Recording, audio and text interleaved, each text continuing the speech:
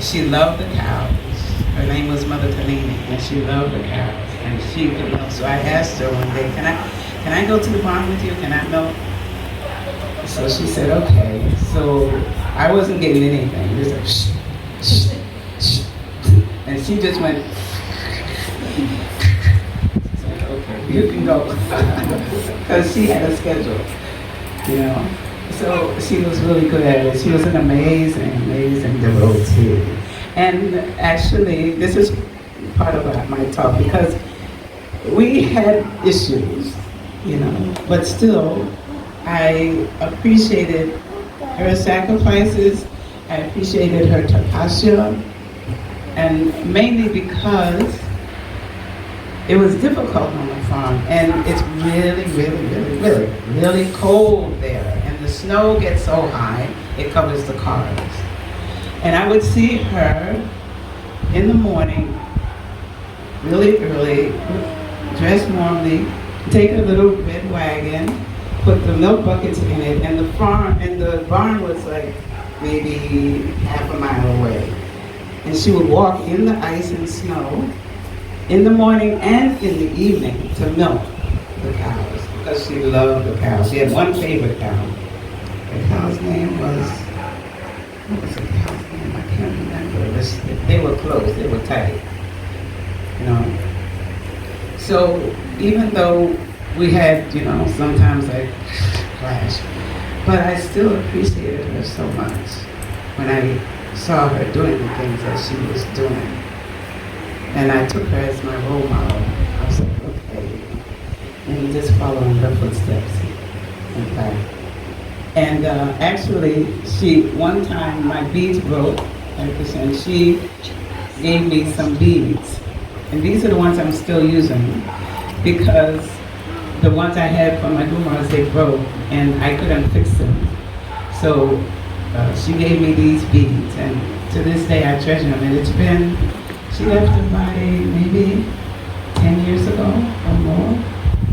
And I treasure the beads just because I admired her service mood, her sacrifices, the fact that she stayed as a woman, as temple president on that farm, which was, it was 350 acres, and it was like an hour away from any big city.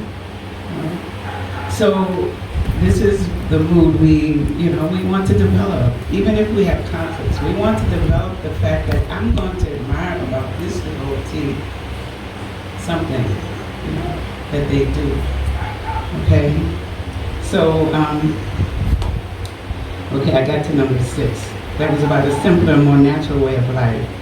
And then the last one, which is number 7, is to publish and distribute periodicals, magazines, books, and other writings.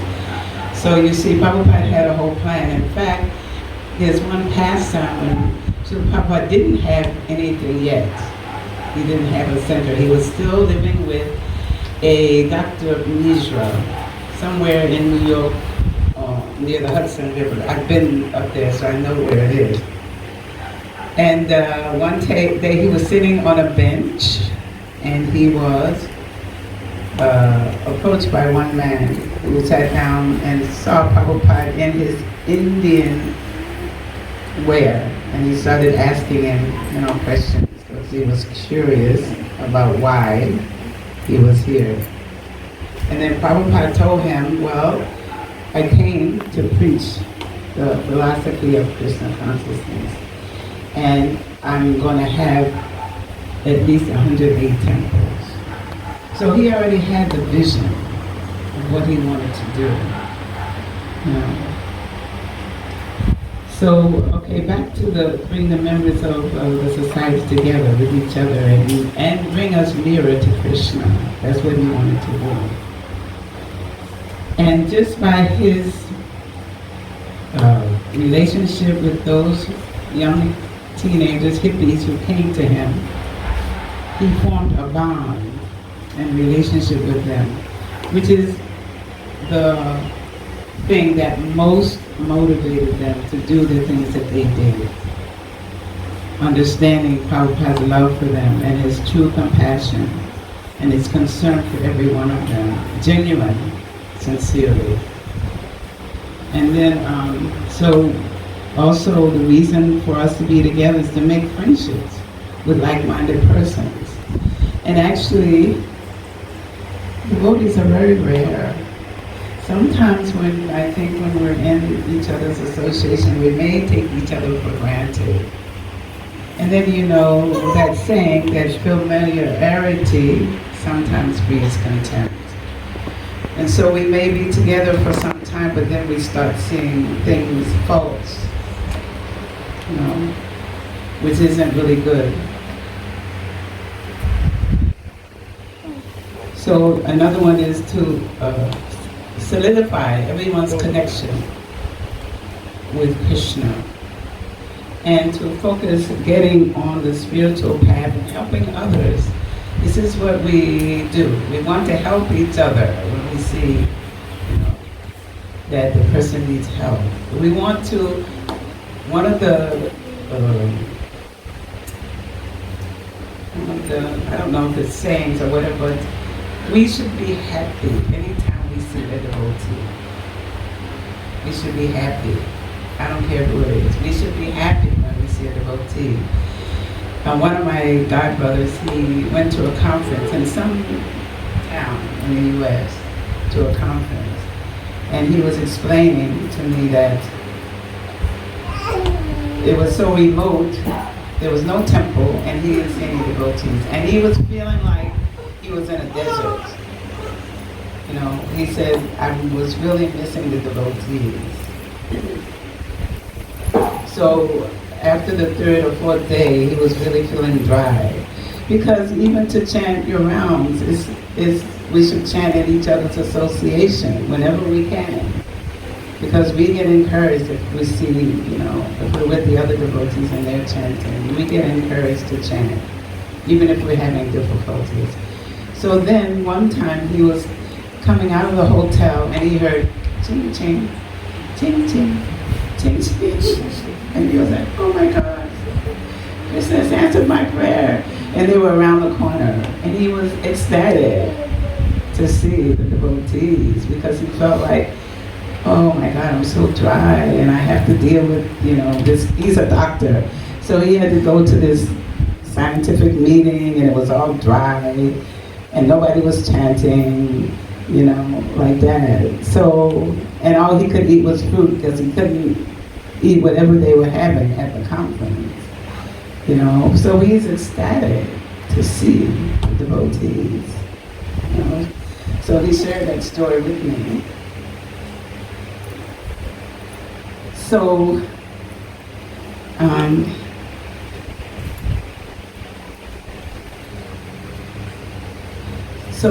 the first thing I want to talk about is a lot of you are working. You're working in the material corporate sector or wherever you're working outside. How many are working outside?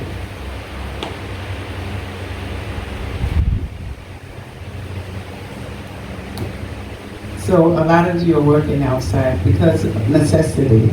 You have to work. You have family. You have to take care. But I don't have to tell you about materialists and their character and their thinking. And I'm using the example of Arjuna. Like we're being devotees and chanting. What happens is our heart starts to soften, or it should start to soften. Our hearts, if we're chanting attentively, our hearts should be soft. We should be getting more compassionate toward the living entities. We should start seeing everyone as a part and parcel of Krishna, whether it's a dog or a human being or a tree, even the non-moving. Everything is Krishna. This is how the pure devotee sees. He sees everything as Krishna. So I think sometimes maybe with Arjuna, his compassion was a little bit misplaced.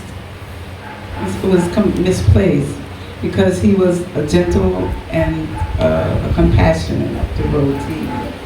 But Krishna wanted him to be aware that these persons that you are feeling compassion with, your compassion is nice, but you're a fool. You call Arjuna a fool. Because these persons tried to kill you and tried to kill your family, took all of your wealth, insulted your wife. You know, a wife, when she enters a house, she's Lakshmi. She should be worshipped. She should be cared for. She should be protected. When a woman enters a house, it's Lakshmi entering your house, and she has to be treated in a certain way. Okay. But still, she was dragged into the court with all men. And at that time also, she was on her special time of the month. But yet Dushashan grabbed her by her hair and dragged her. That's enough to kill somebody. No, it's enough. You're supposed to be protected, right? But her husband said couldn't do anything. So Krishna was trying to instigate him. Yes, you have to do this. You're a satyra. I have it all covered. I have it all covered. They're going to die anyway. Just be the instrument. So he was telling him, and if you read, maybe I'm going to say this, I don't know who's reading it, but there's a commentary written by the book by Srila Vishwanath Chakrabarti Thakur, and if you read the commentaries, they go into more depth about the exchange and the emotions between Arjuna and Krishna, and how Krishna told Arjuna, once Arjuna surrendered, then Krishna told Arjuna, well, I was just waiting for you to accept me as your spiritual master. I wasn't going to argue with you. I was waiting for you to recognize, that you need instruction, that you were bewildered and you didn't know what to do. So I was just waiting for you. But yet when he was saying it with such affection, because it was lots of affection between Arjuna and Krishna. And if you read the Gita consistently, you'll see that, you'll feel it in their exchange. And sometimes Krishna would smile mildly, at Arjuna's reasons for not doing his duty. Okay, so I just want to talk a little bit about the characteristics of the materialist. Now, I know in the workplace you have to try to get along, but also you should give them your association, not take their association. There's a difference. Of course, I know you all who are working in the corporate sector, I'm sure you bring prasadam for them to help change the mood, because definitely that will help them, particularly in their next life. But the close association, you cannot say that it doesn't affect you. Because as a devotee, it will affect. Some of it will rub off on you subtly. Because first of all, they're doing whatever they want. And a lot of it is illicit. They're doing breaking all the four regulative principles, which we're trying to hold on to, right? Sometimes devotees will say, I've had them ask me the question or make a comment like, well, sometimes I find that the karmis are nicer than the devotees. And I'm like, what? I don't know if you've heard this, but I've heard it. And I'm like, really? And I tell them, you know why they're so nice? Why you think they're nice? It's because they're not doing any austerities. They're doing whatever they want. They're having sex, they're drinking, they're gambling, they're drinking alcohol. Yeah, they think they're happy. They only look happy externally. But they're not happy. We know they're not happy. That's why we want to preach to them. To help them understand you're not happy. You just think you're happy. You know? And talk to them about the miseries of life. Because they don't know. They're in ignorance. Passion and ignorance. Full stop. Okay? So we should avoid spending a lot of time with persons focused solely on material pursuits. That is, our main focus is how to offer everything to Krishna, how to worship Krishna, and eventually how to go back to Godhead, how to serve the spiritual master, how to interact with the devotees. This should be our main concern.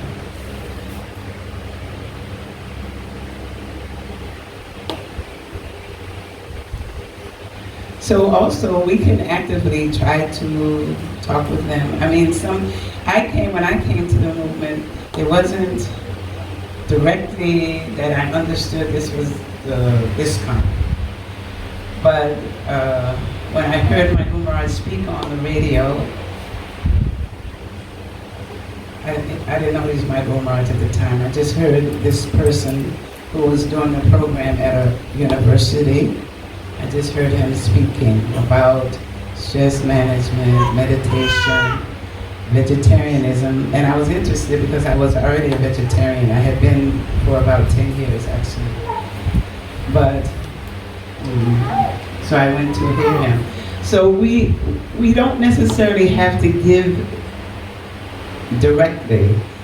We can, at least we can say something about it would really help you, if you're having difficulties, if they want to hear.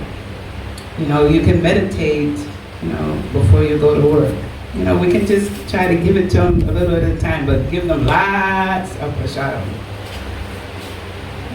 That, it's called the kitchen religion. So it means that they don't know what's happening, and everybody likes to eat. So that's something we can do all the time. Just bring prasadam.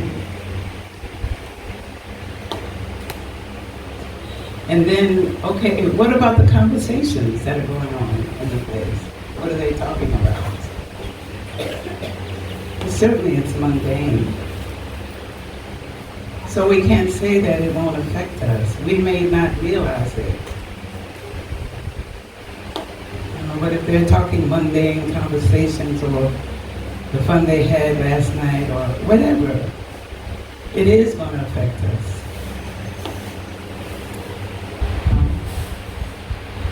And maybe it might affect on a subtle way, in our relationship with the devotees, because as I go from temple to temple, I see that there's a lot of conflicts among devotees. There's nothing wrong with conflict because there are so many different personalities. And we should learn how to address the conflicts. We need a mediator. Where I was staying in the ashram, we had a mediator. So whenever there was a conflict, Gurudev would bring us together to talk about what's happening, what is happening, why is it happening. Because we may think that our background, our story, our trauma is really bad. But when you talk to other devotees and you find out about their traumas, they're bad too. They've suffered a lot, just like us in the material world. Maya kicked us. Even in our, family life growing up, you can talk to so many people, they had dysfunctional families. So many things happened to them. So everyone's got a story. Every devotee has got some kind of a story. So we should understand that. And maybe this is the reason why they are having difficulties being amongst the devotees. or not being very nice, or whatever it is. Because everybody's got a story. And so you come to Krishna consciousness because you want to change that story. You don't want to experience it in the spiritual movement. We have to encourage each other. I was a couple of, I don't know, I've been doing so many programs here. I can't remember what night I talked about this devotee. We called her, she was a female, we called her Abadut. But you know, and I had so much, she was amazing actually. But then, even though we fought all the time, all the time, excuse me, I also saw that she always was preaching. She would go against the rules, but what could you do, because she would do it anyway, no matter what you said. But I saw that she was always wanting to bring someone to the movement. That was her mood. And to this day, I think about her. And I miss her association, even with the difficulties. She left the temple some time ago, and I don't know, I think there's a little, maybe, I think what really happened was, problems with the management, etc. But I think about her a lot, and I wish her well, because she did a lot, and she was very, very much attached to Bhakti super attached. And that was a good thing. It was a good thing, even though we were fighting, But still, somehow the relationship between her and I, we didn't hold grudges. We didn't think, oh, I remember what you did last time. We didn't do that. That was her mood and my mood. Somehow we would fight and then, okay, let's talk, and then get into another fight. So appreciation of the devotees and their internal struggles. So basically it means we change our mood. Now if it's really disturbing, of course, if we're in this movement, we don't take abuse, we don't, take just anything and let somebody just kick us. That's not, that's not the mood. But still we should cultivate tolerance. And understand every human who comes into the movement is struggling with their mind, their body, everything. They're all struggling. So we can actively try to preach if the person can hear. If they can hear. If they're willing to hear. And also, we shouldn't accept any money or food from anyone except the devotees. This I was reading in the Srimad Bhagavatam, 11, I think it was 3:23.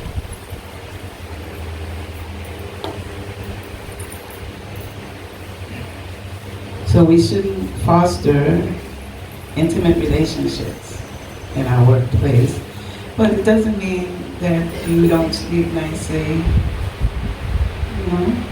You bring them prasadam, you say, here, would you like some cookies or like some cake, whatever, to maintain at least that, because you're there, courtesy, at least that. But if the person is really sincere and they really want some spiritual development, then you should give them your mercy. You should offer them. You should try to cultivate them. I have to tell another story. I have so many stories because I need to remember all these things that happened. I should write it down. But years ago, when I was in the temple, was cultivating one Grihastha couple, but mostly I was dealing with the wife. And we became close friends, and I would write to her. I don't remember how we met. I think it was online. And I was writing to her, and she even came to Itanagi. She lived in, I don't know if you know anything about the United States. Okay, so the farm is on the East Coast, but she lived on the West Coast, California. It's about a 9-hour plane ride from one coast to the other. Okay, California is where she lived. No, actually, Seattle, Washington, which is just above California. But she came to the farm and stayed because we were having some kind of special program. And she stayed with me, and we were connecting. So, and then I would go visit her because she would invite me to come. And when I came to her house, she was an artist, so she had carved deities of Jagannath, Baladev, and Subhadra. And she had a stuffed doll-like of Krishna, which she gave to me, which I still have to this day. But what happened was, one time I went to visit her, and she had been preached to by another Grihastha couple. And I don't know what happened, because she didn't tell me. But somehow, everything was messed up. When I went back to the farm, she sent everything to me. She had Prabhupada, she had feeds, she had Jagannath, she sent everything. She was like, I'm not doing it, and I'm not talking to you anymore, nor am I talking to the devotees. And I was like, I don't even know what happened. But I think it was their heavy preaching which disturbed her. Because you have to be able to know how to, you have to be friendly. You can't just push your preaching, be heavy-handed about the preaching. You have to be able to read the person and know, okay, this person I have to go slow with, and create a good impression. And even if they don't come to the movement or buy a book, it's okay. I'll leave them with a good impression. We should leave them with a good impression. Like that. So if you find somebody who's interested, or they're looking for spiritual development, then you should follow up, give them your mercy, and help them to understand nicely, about the philosophy if they will accept. If not, it's okay. If you have a friendship with them and they like you, that's good. That's even good. Means they like the devotees. That's good. That's good. Agyata Sukriti.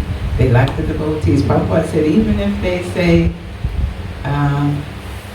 oh, that was such a nice person, and still doing whatever they're doing, still they get credit for that.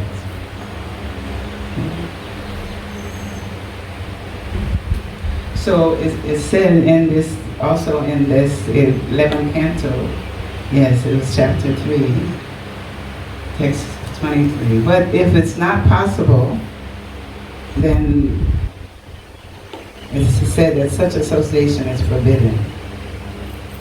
Unless you're able to, and that's giving them your association, not taking theirs.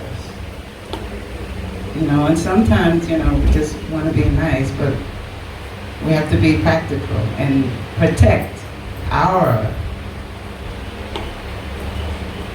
Bhakti Lata Beach, too. We have to protect it.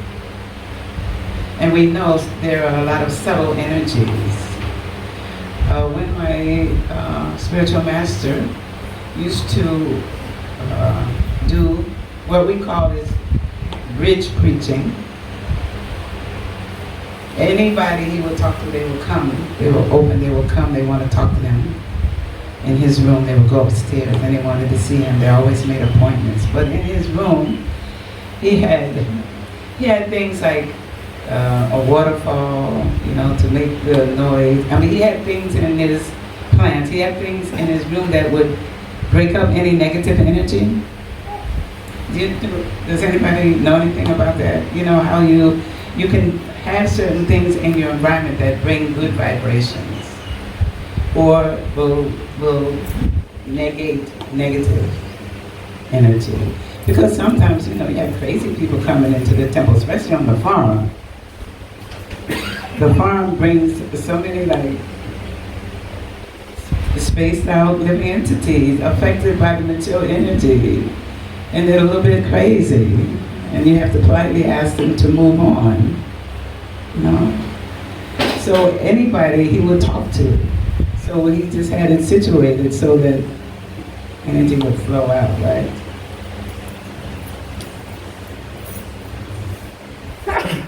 So I was saying that, yes, Arjuna was compassionate, he was kind. He thought he was doing something good.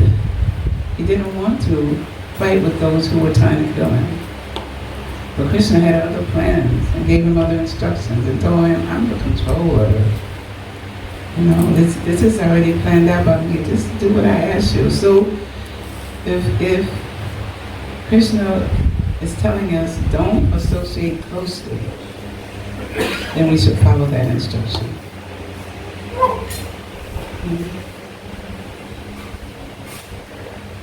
So what we need is discrimination and detachment. Don't get emotionally involved. So be detached, but still, give them whatever you can while you're there. Because actually, that is one of your duties.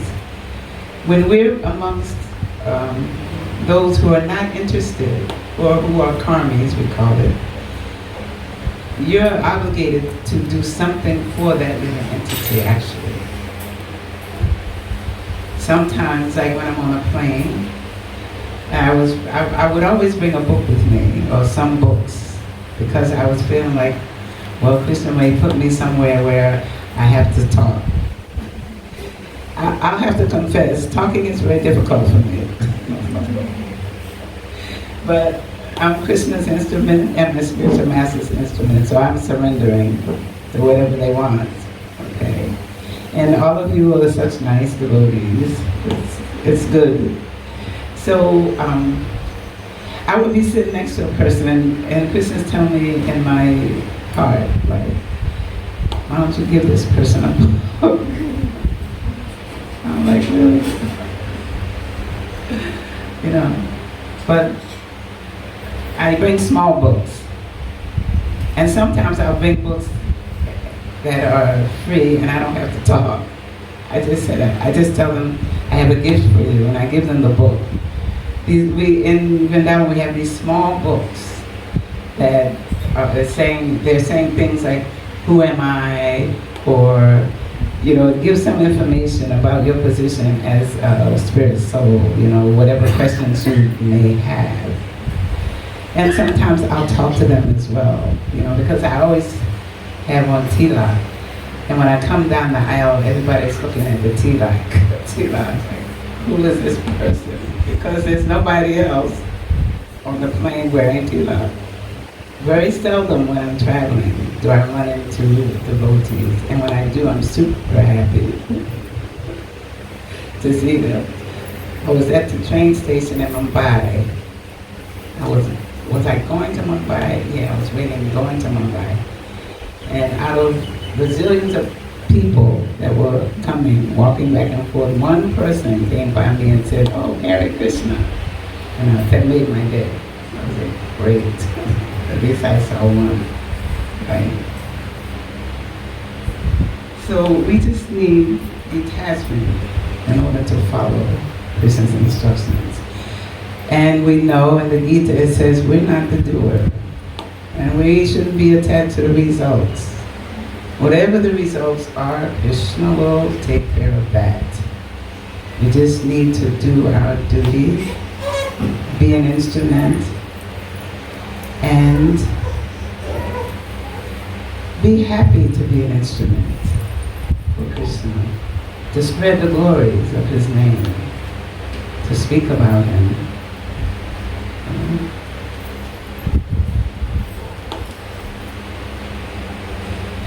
And so what really develops, right? If we're not filled with spiritual pleasure,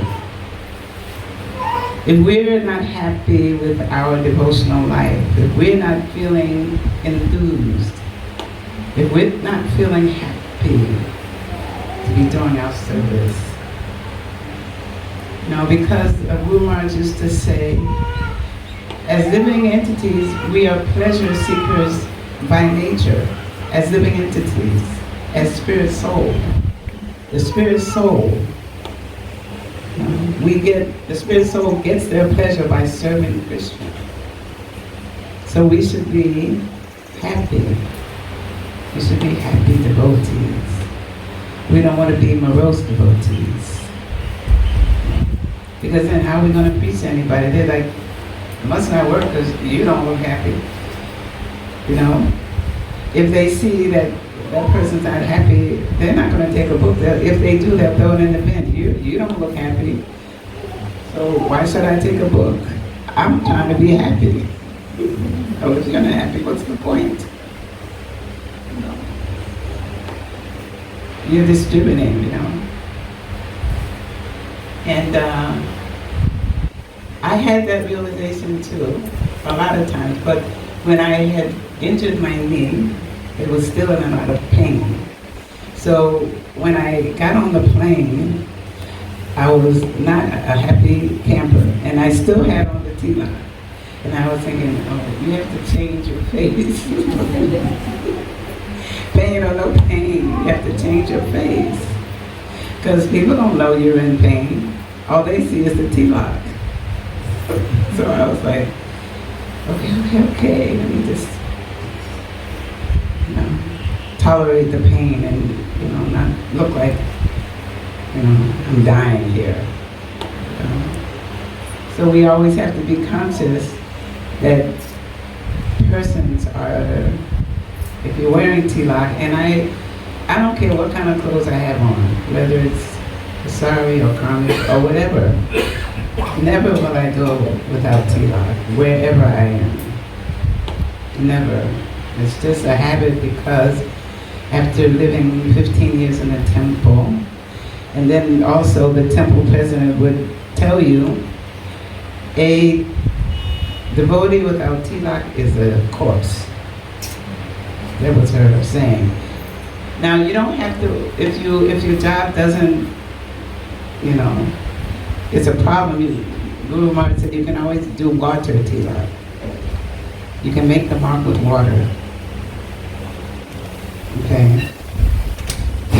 When I was in a small town in the U.S., it was in the South. The South is like kind of a little countrified, right?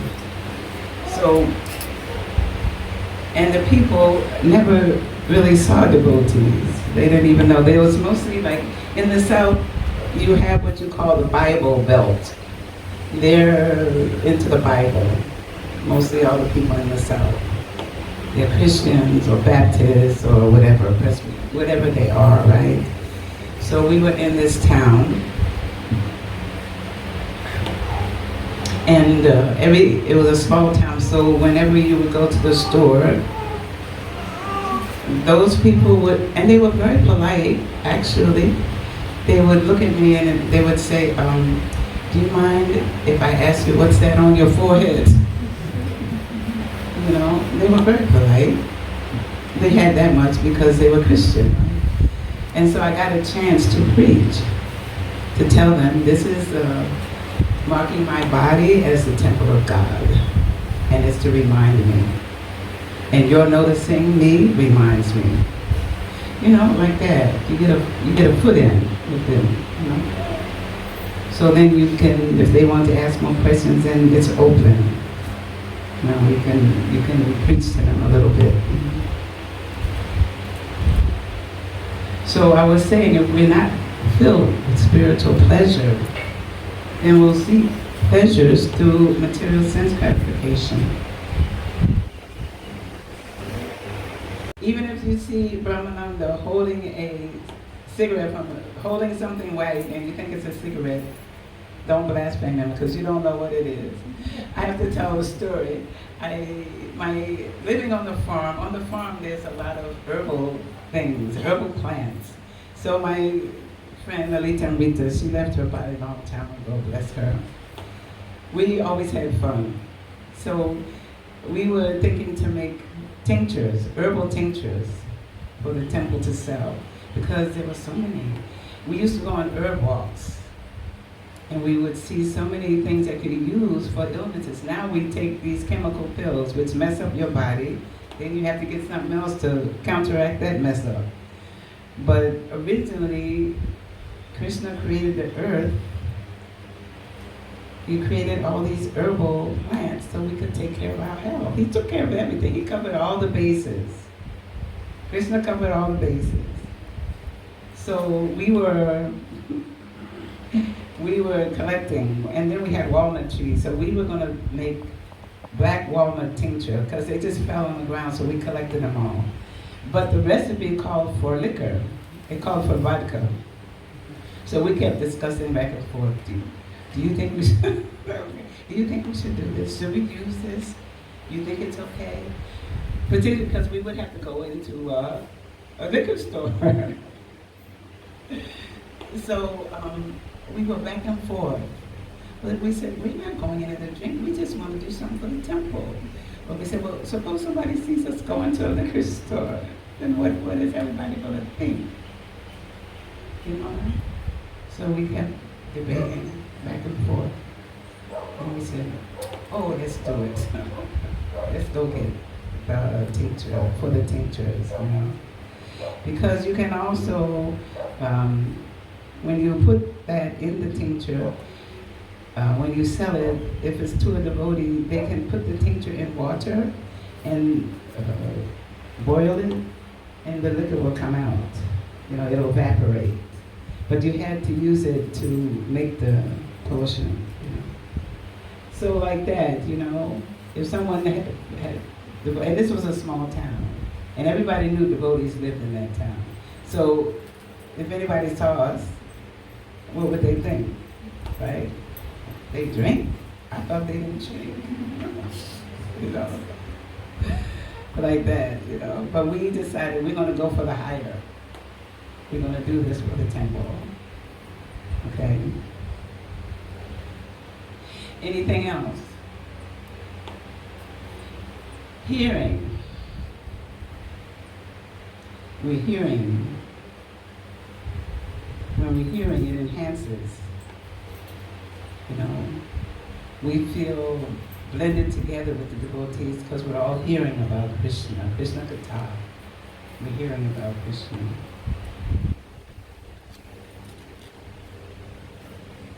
Anyone else? There's more sharing.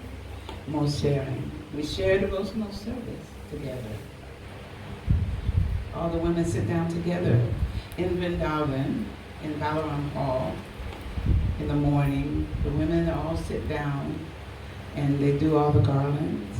It's in Mayapur too. And then also after the garlands, the persons, the devotees who are cooking, they bring all the vegetables that need to be cut. And you know, in Vrindavan, they're feeding a lot of people, not just devotees. But everyone knows there's free prasadam. They all come. So they're all with a big table cutting up all the vegetables, you know.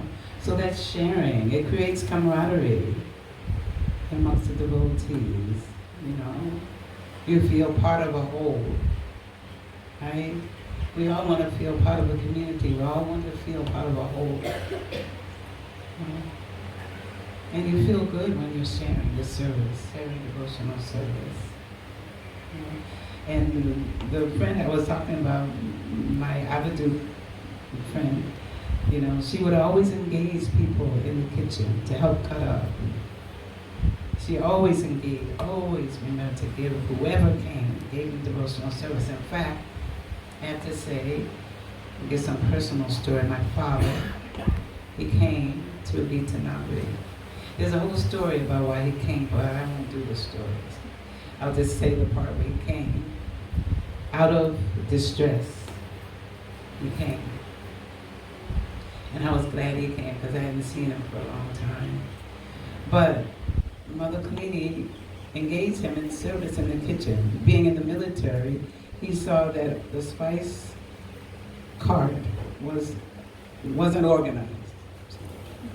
So he took all the spice, it was 3 shelves, and he took all the spices and washed the cart and made labels for all the spices. This is his dharma. This is what he does. You know, when you're in the military, you're disciplined, and you hate seeing a mess. So he was very happy to do that. He also stayed for Govardhan Puja, and he had Prabhupada's shoes put on his head.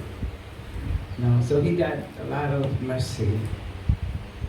Radha Damodar gave him lots of mercy.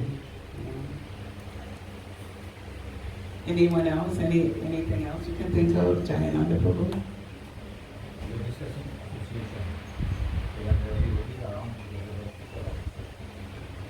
Yes. Why not? Yes. So much benefit from being with the devotees. They're like jewels. You should see it like that. They're jewels. Even, like, so they may have issues and problems and certain type of behavior, but even if you cannot associate closely with the particular devotee and feel like, okay, I don't want to make offense, it's best I not, just offer respect in your mind. Always respect them, because they're in the process. They're in the process, and they came. Everyone who comes into the temple, even those who come into the temple, who just come into the temple, it's our responsibility to approach them and make them feel at home. Another pastime with my Guru Maharaj, when he first came, he went to the Los Angeles temple, meaning Dwarkadish. But when he went to the temple, nobody spoke to him. He was feeling a little awkward because he heard it was really a nice temple and had a high standard, and he was new, so he went to the temple. And so he just started walking out. He was like, okay, nobody's really making me feel welcome. It's like having a guest in your house. The temple is a guest. Come, you're obligated. Even in Vrindavan, the temple president will tell us to welcome the new people coming, and there's a lot of them. But what I do is, what I notice, what I observe, the crowd, I'll pick out someone who's kind of seems to be standing by the side. You can tell, you can pick them out because they're standing by the side. It may be, mostly it's young people too. They're kind of standing off, like they just came, they don't know what to do. You can pick it up. And usually I'll pick them to go talk to because they look like they're a little bit lost and a little hesitant and need to feel welcomed. Need for somebody to speak to them. And if they go out, without prasadam and without anybody speaking to them, how are they going to feel, Although, if they have that background, they'll come, but still, we should try to make them feel at home. What else happens? Material desires eventually start going away. We might not be at that stage now, but we're in the process. I call us works in progress. We're not at the perfection stage, far from it, but we're works in progress and we're moving towards that point. Hare Krishna, you have an addition?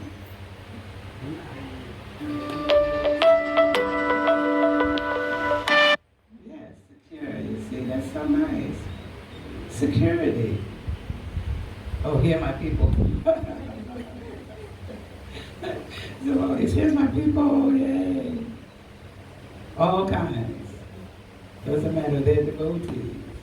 They're wearing kantimala, they're wearing, tilak. Yes, you feel secure. Okay. And it says, by becoming attached to Krishna's devotees, one will achieve all perfection in life. So we become attached, even if we just become attached to the spiritual master, you're definitely on your way. But just treat the devotees nicely. Don't just look for the faults.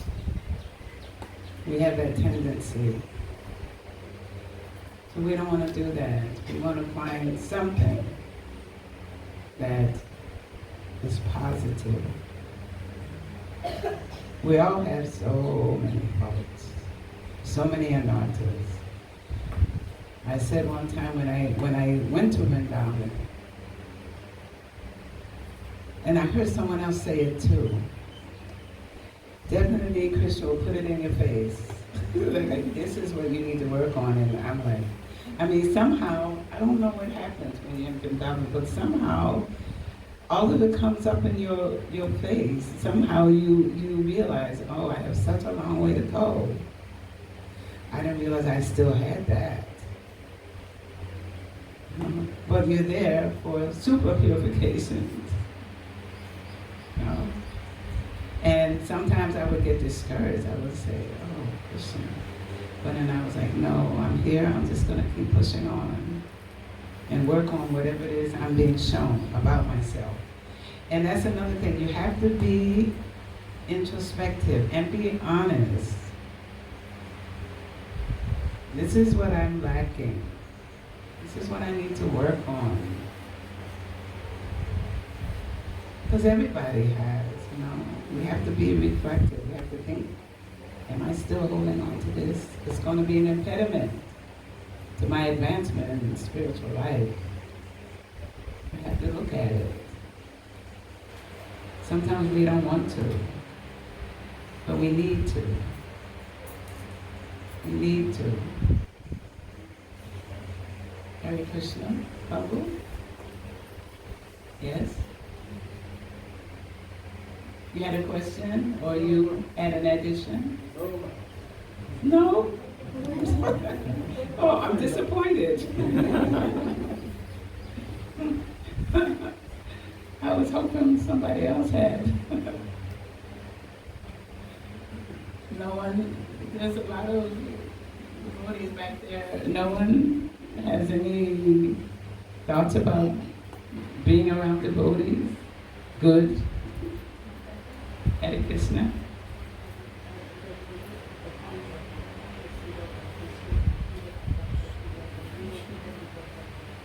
Yes. That's why you get attracted to devotees. Devotees shine. Devotees shine when they go out. The public may not know why this person is shining, but they notice. Even when you are getting older, it's different from the ones who get older in material society because they're miserable. In the U.S., most of the times they don't want to be around the elderly. They put them in homes. They have these homes that they put the elderly in. They don't want to be reminded that they're getting old, that their body is decaying. And they have so many ways to try to stop it. Botox and whatever, all kind of shots. And, like I saw one thing on YouTube. I was scrolling and then, okay. But the Mataji she was at a plastic surgeon and he was marking all her face with, and I was like, yikes, to cut and pull up the skin. And I'm like, that's horrible. It's so bad. See, they're trying so hard. They have no information because when you get old, it's more miserable. People don't want you. You know, but it's not like that in the Buddhist society. In fact, a lot of times you can't tell how old the devotee is, really, because their spiritual nature is showing.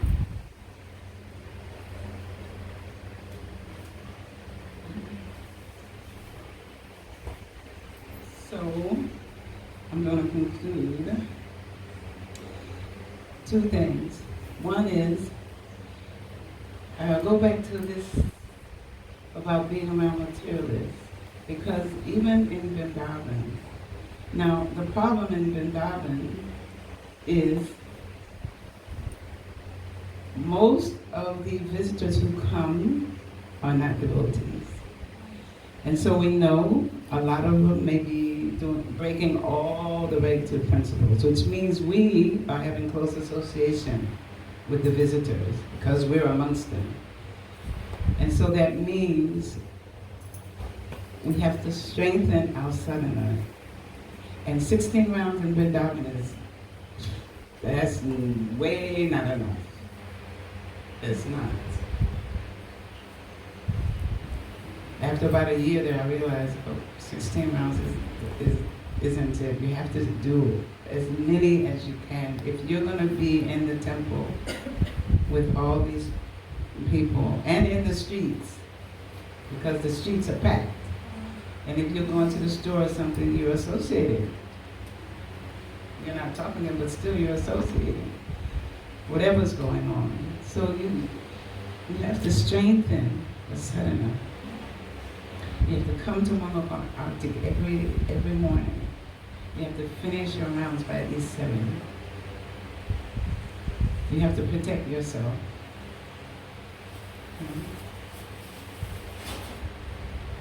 So I just want to encourage you, love yourself as you are. Change yourself as you can. Love all of Krishna's living entities and share this process with whoever you can. Now end it right here. Thank you for your attention, and it's open for comments, questions, or corrections.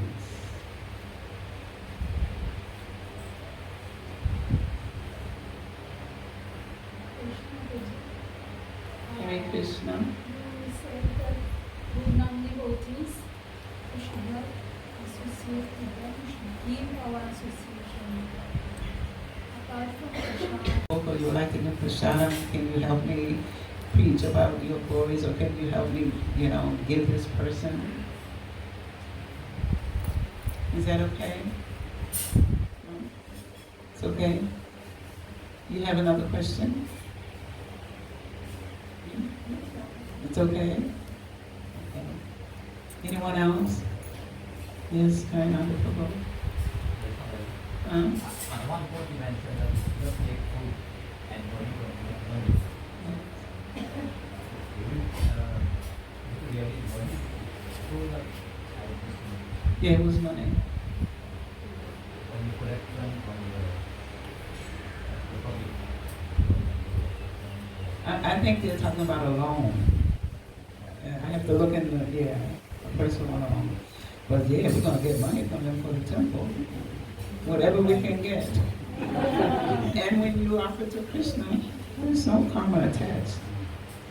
Without thanks, Huh? thanks for the people. Yeah, if they can give for the temple, you're giving it to the temple, right? Giving it to Krishna. But for your own personal. It will obligate you to come back to repay that debt. Right? But in the form of money. Maybe not. If you're a dog, you certainly can. If you come back and a dog body, no, you can't. You'll just be barking. That's all they know how to do is bark. That's their nature. Yeah, well, then you'll have to come back and repay the debt. But if you're a devotee, though, most likely you've been, worshiping in your life now. Most likely you'll come back as a devotee, but you still have that obligation. I always make sure, there's a store right across the street from in BT where I live, and they'll give you groceries, and you can put it on their book. But I make sure I come back the next day and pay, because I'm like, I'm not coming back. I'm not coming back in this body. I want to go home. So I make sure that they get it. Any other questions?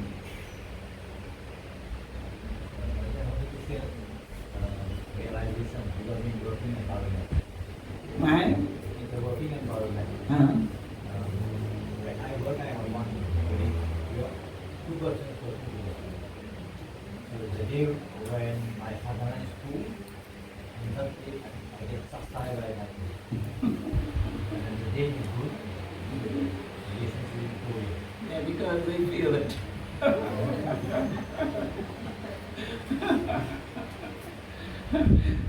Thank you for sharing. Yes, when it's good, they know it. They can feel it. It's all subtle. Everything's subtle. All the energy now is subtle. When you become a devotee, the energy is subtle. It's subtle. Anything else? Hare Krishna. There was a question once that this speaker about association. The person was asking us, the issue is that the people with whom he was immediately a Bible devotees, he does not feel inspired by these devotees. No, of course not. So the question he put to the speaker said that I'm inspired by this devotee, so what should I do? And the answer was that, okay, if you're not inspired by this one, so look for someone else. You're talking about in the workplace? No, it's devotee. Amongst devotees? Yeah. So if you're not inspired by this person, you will listen to another person. You know what? The question is like in the community. Yes. When you're among devotees, so how can you not be inspired by, you can be not inspired by everyone. So what happens to you? You pick out something. There has to be one thing or a couple of things the person said that you can take home. You may not be inspired, but I know what you're talking about. Even sometimes in Vrindavan, if they have a speaker who's Indian bodied and his accent is a little thick, and I can't understand, I go anyway. Because Prabhupada said that if they're speaking Krishna Katha, it's still transcendental and you'll get something from it. So we can't be picking, this one inspires me, this one doesn't, I won't go here, this one, don't do that. Hear the person. If they're speaking from the Gita, if they're speaking from the Srimad Bhagavatam, listen to what they're reading. Listen to what they're reading.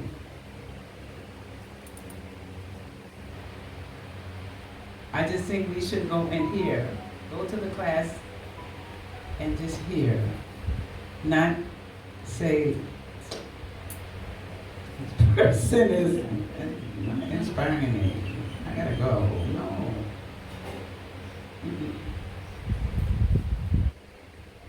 It's okay. Just hear. Inspiration or no. Whatever he's reading out of the Srimad Bhagavatam, then you'll get something out of it. And then what you should do is go home and reread it.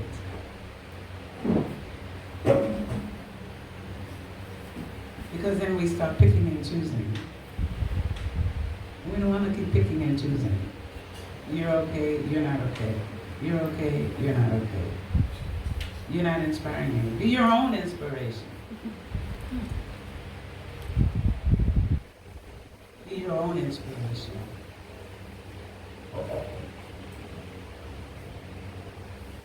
What do you think? Yeah, I think it's a good answer. Thank you. But if you start saying that I'm not inspired, then, I mean, Where's it gonna go from there?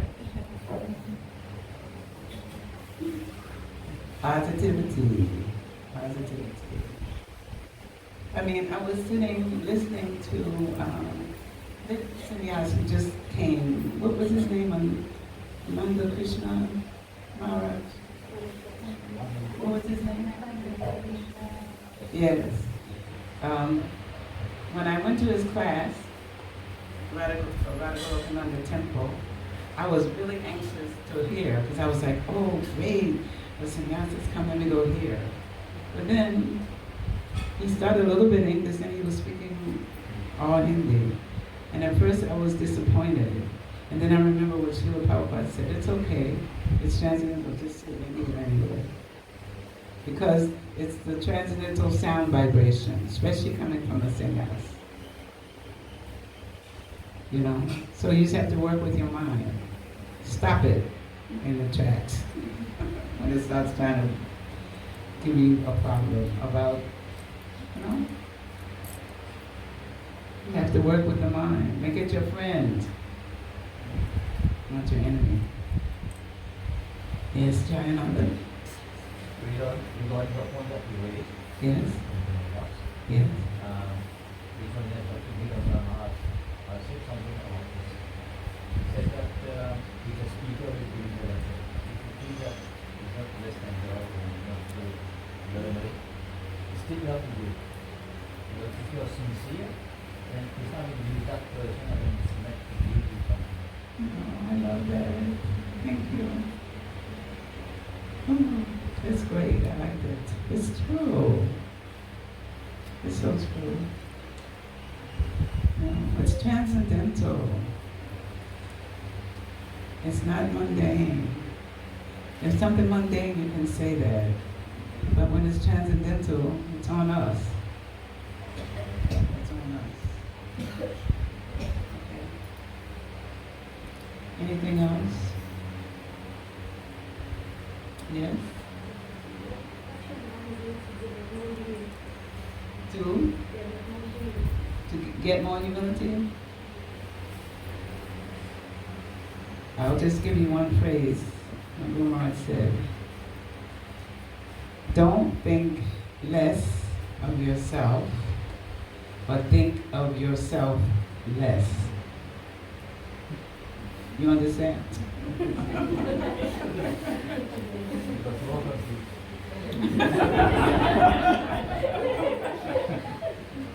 Yeah, that's humility. You know, because we always think of what, yeah. That's good to write it down. Do like that. My teacher did send me all these pages. I'm going to read them too because she went through all that trouble.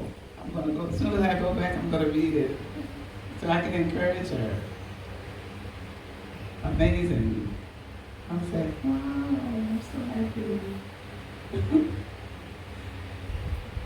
Anyone else?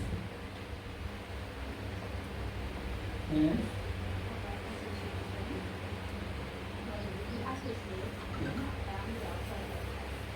Anytime?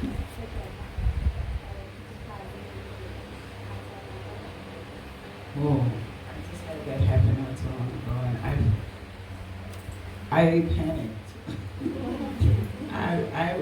I panicked so much I told the person, I gotta go to the bathroom. You know, I would just excuse myself. I would just tell the person, excuse me, I have to go to the bathroom, I have to, whatever. Because it's dangerous. And I'm realizing how dangerous it really is. And if you stay in here, you're going to be affected. One thing I found, someone will come and tell me something about a devotee, and I had nothing to do with it. I don't know the devotee. I've seen the devotee, but you know what it does? It colors your perception of the devotee. It colors your perception, and it's dangerous. And I'm like, I told her, I don't know the devotee. I never met the devotee. Why are you telling me this? What's the purpose? It's Pujaba. No. It's very dangerous. What do we recite every morning? To blaspheme the devotees who have dedicated their lives to the propagation of the holy names of the Lord. Every morning we recite. Apply spiritual technology. We need to apply it, not just read it. So for me, I would excuse myself. And I would just tell them, excuse me, I have to go. I have to go. I don't want.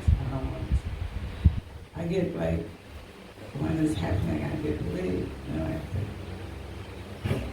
like, wow, that's really hurts my heart. I realize, like, no, I really don't. It's damaging to the person speaking, and it's damaging to the person hearing.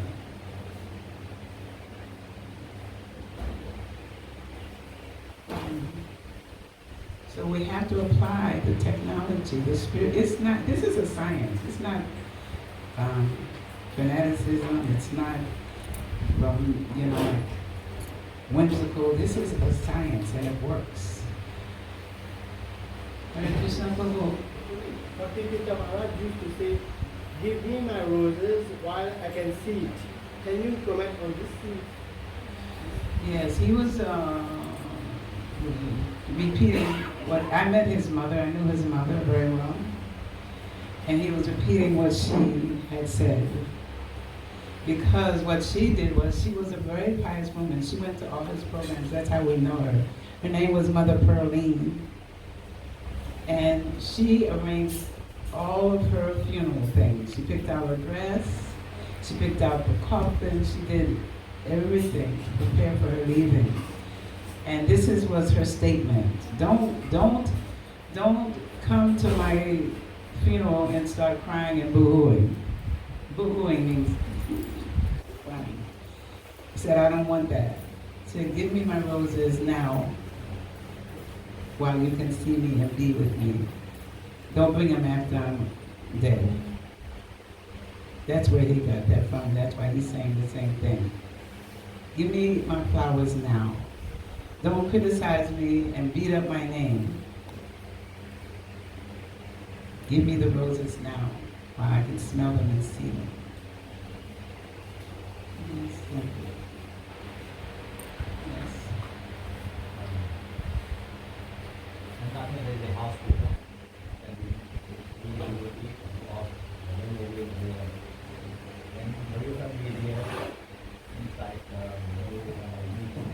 meeting, or like high school.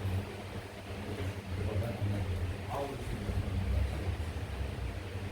you You just say, I'm sorry to hear that. Or what can you do? You know, maybe you should just beat him first. Because still, I feel like it's, you be the change.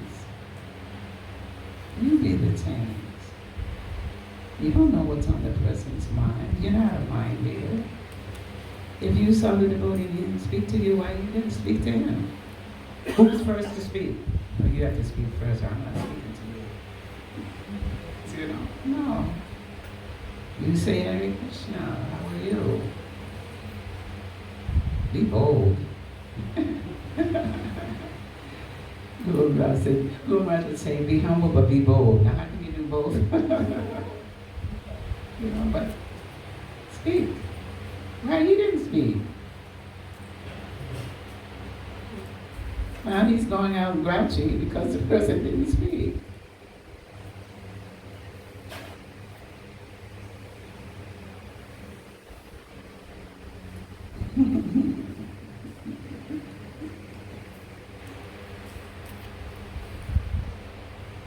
Who knows what's on the devotee's mind? Maybe they're having difficulties. He's taking it personally. Maybe it wasn't intentional. Maybe he had something on his mind. Maybe something was bothering him. Or maybe, anything. You're just making assumptions. This person didn't speak to you, and then you're all week long thinking, this devotee, I don't like him because he didn't speak to me. Hey, speak. You saw the devotee too, speak. Sometimes I ask, if that happens, I say, is something wrong? Do you have something's going on? Are you okay?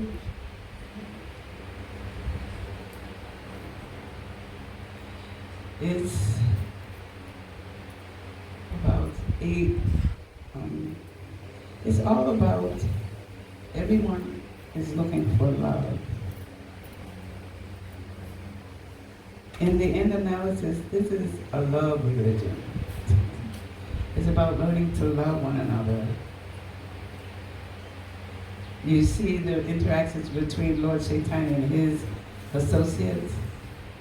So much love is flowing. So we just have, Prabhupada said, we just have to come to the stage of just being a human being. What to speak of, giving love to everybody. Because that means before then we were doing it so much nonsense. Just like the animals. So this is, like this, speaking. What harm can come? I mean, you can even, I've had instances where the person didn't even respond. But you don't take it personally. You have to take, if you take everything personally, then you'll never speak to anybody.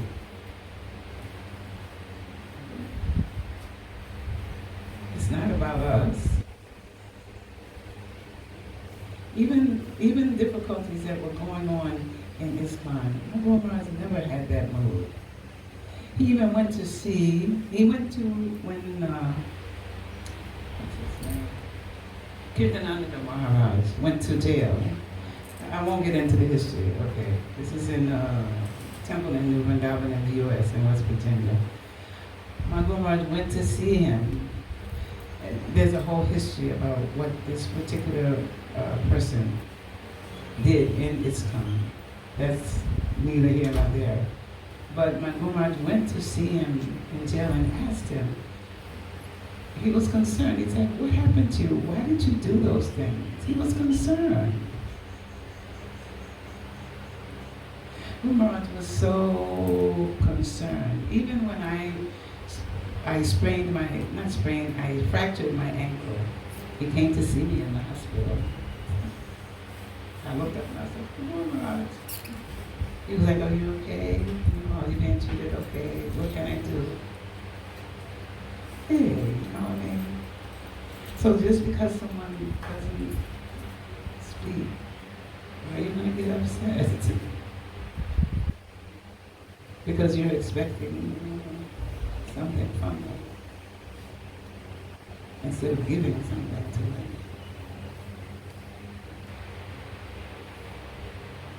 You want to give. We're givers. You want to give. Even if we don't want to give, we want to give. Anyway, Is that okay? Okay. Okay, so you would like to end it?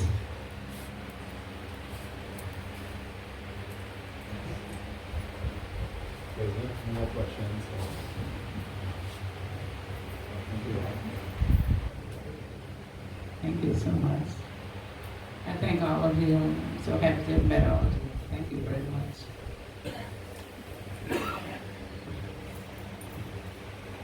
We wanted to have a session for our association with devotees, a very intense session. I think that we did experience intense heat. Yeah, we apologize for that. Because, yes, but I'm sure that we have benefited much from Yeah, you got the sauce, huh? Is that what you're saying? We had some good discussion. Yeah. So we thank you, Commissioner Mataji. Ibo. So we thank you very much, and we hope that we will keep coming to Mauritius again each year. And But share yours with was us. calm it down a little bit, okay? Yeah. But we are sure that everyone must have felt and received something from association. And yes, we have the desire actually to bring devotees together and talk about association, talk about, glorification of Radha and Krishna and spiritual master and devotees, without any motive, just to speak and to hear and to get this association. So we are very thankful to you, and we are also very thankful for everyone who have come to this sign. Being from the west, I'm sorry, we have to, being from the west, we're a little bit forward. So yeah, we need this.